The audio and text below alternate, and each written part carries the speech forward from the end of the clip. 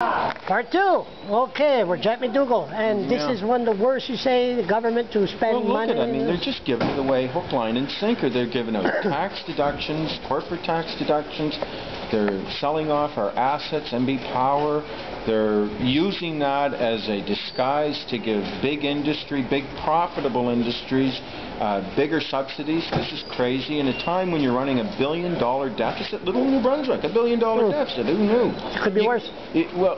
I can't imagine it. I've never seen anything like it in my time. Perhaps somebody around knows a little better. I mean, but I've never heard of anything anywhere on this scale as bad as what's going on right now. How long Antcon been in existence? I don't know, 20 years, 30 years? That maybe? long? I don't know. Again, inquiry. What's this? Just a secret family thing there and then make some money? Or? I wouldn't say that. Again, I got to be very careful not to speak out of turn. Yeah. But all I can say is I mean, it smells. It smells very bad, and I think this probably would have never happened under, say, Frank Mckenna, who was seen to have a very controlling hand on the purse strings of New Brunswick. Why is this happening now? Why are we spending all of this money bailing people out inappropriately with absolutely no benefit to New Brunswick whatsoever? Why are we selling off of our assets?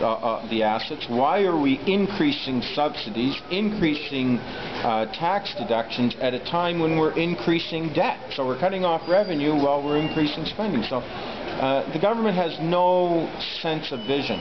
So are they going to get? Is it going to get much worse now? I think the only thing that Sean Graham could do is to say to natural gas, go ahead, do anything you want, and they could do anything they want while they're in power because they're going to get slaughtered in September. Well, there seems to be a certain amount of resignation to the fact that, okay, we're going to get our butts kicked, so let's fill our pockets while we can. And so that's part of the problem for New Brunswickers. I mean, the taxpayers are completely innocent in so many of these things that they're actually paying for. And I mean, you ask yourself, who's looking out for us? Who's looking out for us? I mean, I don't get any sense that anybody in government today is looking out for the taxpayers. They're looking out for their own survival, trying to get themselves re-elected, trying to... It's impossible now. Well, I hope it's impossible. I hope it's impossible. The Brunswickers are not George stupid. W. Bush got re-elected, so nothing's impossible. Listen, one final note. Yeah. MB Power. Yeah. So they say it's a finalized deal, but they will listen to the people for 51 days. What's all that about? Well, how can you say you're going to listen and but we are absolutely not going to change anything? You know, that's just crazy. That's, you know, listening means I'm going to take what you say, absorb what you're going to say, and it's going to, you know, maybe I won't change anything, but to say that it's sort of like a jury. The best way I can come up with is start a trial, the jury comes in and says you're guilty, and now we're going to listen to you, right? But you're still going to be guilty. You're still going to hang. You're still going to go to jail. You're still going to pay the fine. But we've already decided, but now tell us your story. It's exactly the same thing. If they go out there and say, no, we will not change it, but here, we're going to listen to you, what are you listening to?